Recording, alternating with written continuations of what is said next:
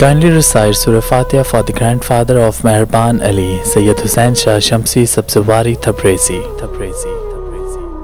ایک مرتبہ امام علی علیہ السلام اپنے چاہنے والوں کے نزدیک یہ فرما رہے تھے کہ کم ظرف سے دوستی انسان کو رسوا کرتی ہے۔ تو کسی نے کہا، یا علی، ہمیں کیسے معلوم ہو کہ کون کم ظرف ہے اور کون پا ظرف؟ بس یہ کہنا تھا۔ تو امام علی علیہ السلام نے فرمایا، اے شخص، اللہ نے انسان کے وجود کو ہر خاص و عام کے سامنے واضح رکھا، لیکن افسوس تو یہ ہے کہ انسان سمجھنا نہیں چاہتا۔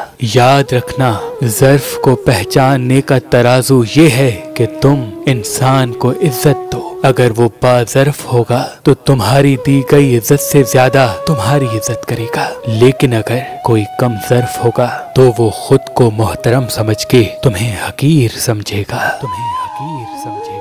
حضرت عباس علمدار کی قبر مبارک کے آس پاس پانی طواف کرتا ہے اور اللہ نے اس پانی کے وجود میں شفا بخشی۔ جناب عباس علمدار کی قبر مبارک کو طواف کرنے والا پانی بیمار کے لیے شفا ہے، بے روزگار کے لیے روزگار کی راہ اور پریشان حال کو سکون بخشتا ہے۔ لیکن باب الحوائج جناب عباس کی قبر تک یا اس قبر کے پانی تک ہر خاص و عام نہیں پہنچ سکتا، تبھی ہم نے اس پاک مقدس پانی کو فی سبیل اللہ اس امام بارگاہ پہ رکھ دیا ہے۔ جو مومنین بیمار ہیں، پریشان حال ہیں، مفلس ہیں، تنگ دست ہیں، مجھے امید ہے غازی عباس علمدار کی قبر مبارک کا یہ پانی پی کر اللہ انہیں شفا عطا فرمائے گا۔ آج ہی آپ اس نمبر پہ کال کریں اور سید امتیاز شاہ سے بات کر کے یہ آب شفا فی سبیل اللہ حاصل کریں۔ اللہ تمام مومنین کو سلامت رکھے۔ ایک